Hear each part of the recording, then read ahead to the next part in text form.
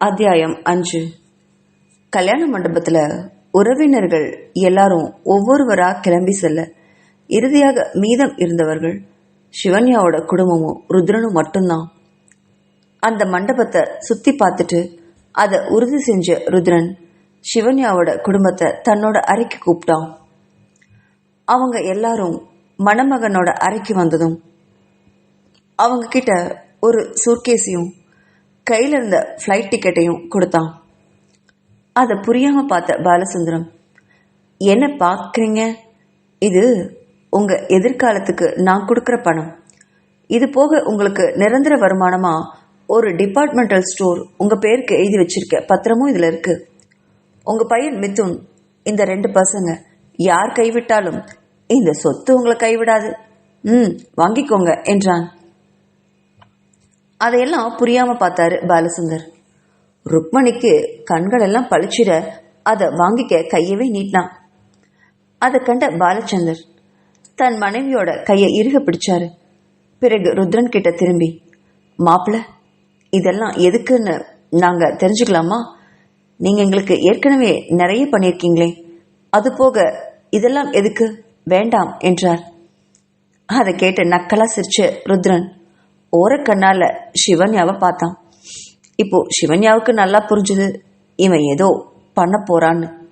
அந்த பயத்துல அவளுக்கு வயிறெல்லாம் பெசைய அங்க நடக்கிற சம்பவத்தை திகைச்சு நின்னபடி வேடிக்கை மட்டும் பார்த்துட்டு இருந்தா.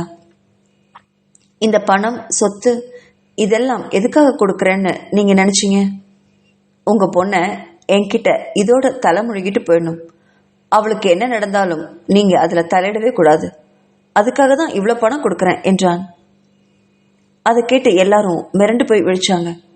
ருக்மணிக்கு பேச வாய் வரல. என்ன மாப்பிள்ள, இதெல்லாம் என்ன சொல்றீங்க?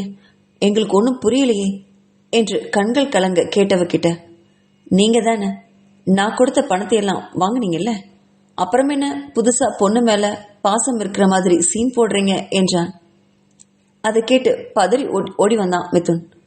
மச்சான், என்ன பேச்சு இதெல்லாம்? நாங்க உங்களுக்கு பொண்ணு கொடுத்து சம்மதிக்கிறது என்னவோ உண்மைதான். அதுக்காக இந்த பணத்துக்காகவோ நீங்க எனக்கு வாங்கி கொடுத்த வேலைக்காகவோ இல்லை என்று சொன்னவனை புழு மாதிரி பார்த்தான் மிதுன். நான் முதல்ல உங்ககிட்ட பொண்ணு கேட்டப்போ சம்மதிக்க மறுத்தீங்க. ஆனா அதுக்கப்புறம் நான் உங்களுக்கு தேவையான வசதிகளையும் செஞ்சு கொடுக்குறேன்னு சொன்ன உடனே பொண்ணு கொடுங்கன்னு கேட்டேன். உடனே அழகா உங்க பொண்ணை தூக்கி என் மடியில உட்கார வச்சிட்டீங்க. இதுக்கு பேர் என்ன? என்கிட்ட உங்க பொண்ணை வித்துட்டீங்கன்னு தானே அர்த்தம் என்று கேட்டவனை அதிர்ச்சியோட பார்த்தாங்க. இல்ல மாப்பிள்ள, அப்படியெல்லாம் இல்லை என்று சொன்ன பாலசுந்தரத்தை கையை அமர்த்தி நிறுத்தினான்.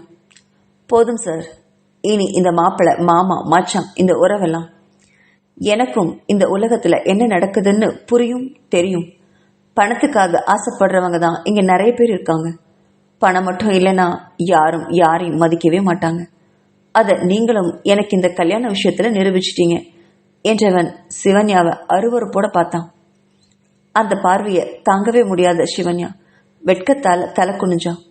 அதை கண்ட ருக்மணி, மாப்பிள்ள, எங்களை என்ன வேணாலும் சொல்லுங்க, நாங்க எங்க பொண்ணு சிவன்யாவை பத்தி மட்டும் தயவு செஞ்சு தப்பா பேசாதீங்க, அவளை நாங்க அப்படி வளர்த்தல என்றாள்.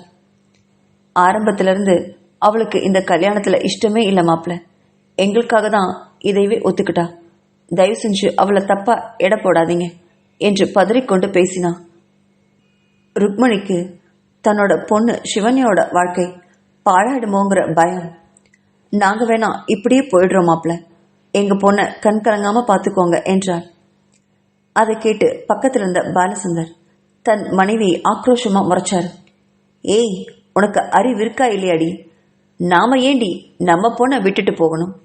நம்ம கல்யாணம் தானே பண்ணி கொடுத்தோம் என்று தன் மனைவியிடம் பாய்ந்தவர் ருத்ரனை பார்த்து முறைச்சாரு. இதை பாருங்க மாப்பிள்ள, என்னோட பொண்ணு உங்களை கல்யாணம் தான் பண்ணி கொடுத்தனே தவிர இந்த பணத்துக்காக என் மனைவியை சொன்ன மாதிரி நான் விற்கல. இந்த பணத்தை நீங்களே வச்சுக்கோங்க. இன்னும் எங்களுக்கு எழுதி கொடுத்துருக்கீங்களே சொத்து, எல்லாத்தையும் நான் திருப்பி கொடுத்துடுறேன், நீங்க எடுத்துக்கோங்க.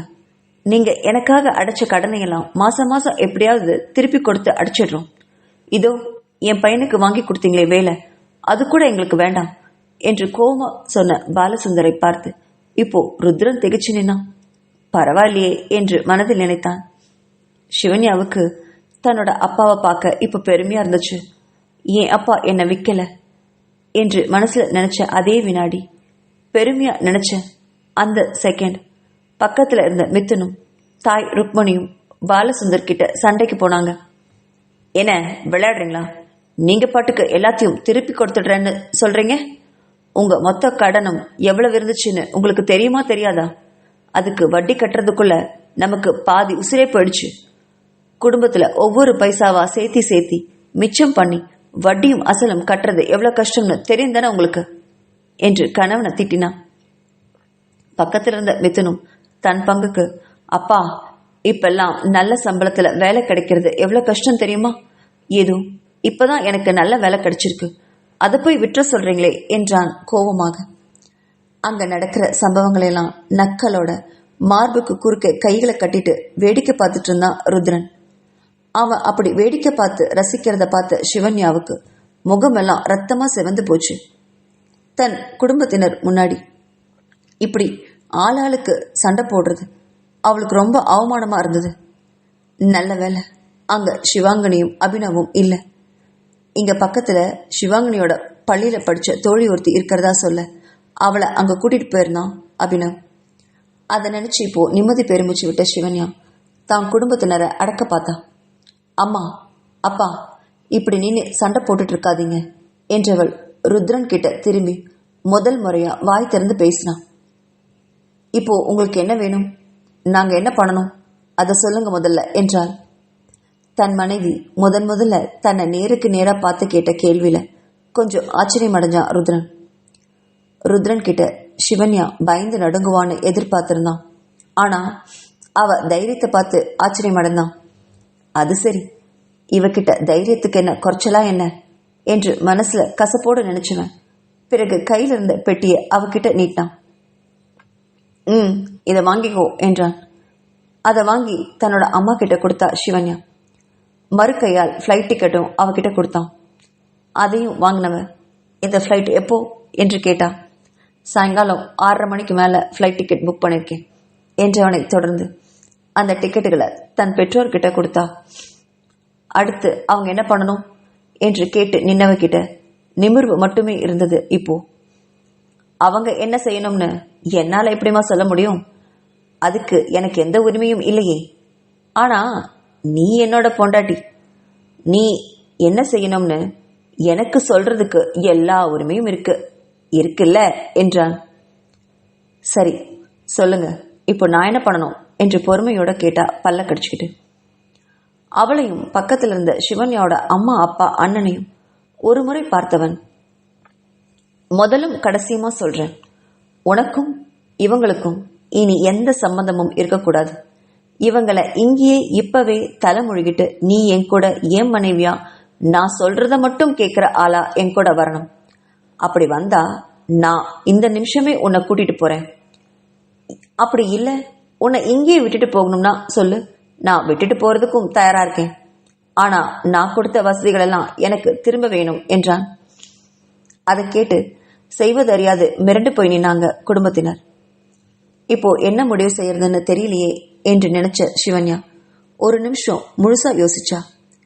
இனி நம்ம அம்மா அப்பா கூட போனா வாழ வெட்டியா தான் போகணும். அது மட்டும் இல்லாம அவங்களுக்கு அவன் செஞ்ச எல்லாத்தையும் திருப்பி கொடுக்கணும். அதை கூட ஏத்துக்கலாம். ஆனா மிதுன் தன் பெற்றோர்களுக்கும் தன் அண்ணனுக்கும் எந்த பாரத்தையும் கொடுக்க விரும்பாம அவங்கள பார்த்து ஒரு முடிவோடு திரும்பினான் சிவன்யா. நான் அவரோடையே போயிடுறேன். இனி உங்களுக்கும் எனக்கும் எந்த சம்பந்தமும் இல்லை.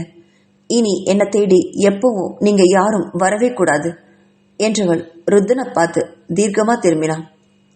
போலாம் என்ற ஒரே வார்த்தையோட பேச்சை முடிச்சுக்கிட்டான்.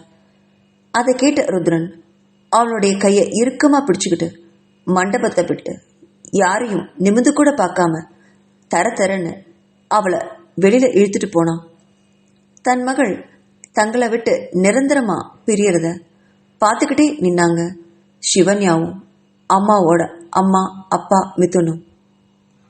சிவன்யாவுக்கு இப்படி ஒரு வாழ்க்கை அமையும்னு யாரும் நினைச்சு கூட பார்க்கல. சிவன்யாவோட அம்மா ருக்மணி தன் பொன் பிரிவதை பார்த்து வாய் விட்டு கதறி அழுதா.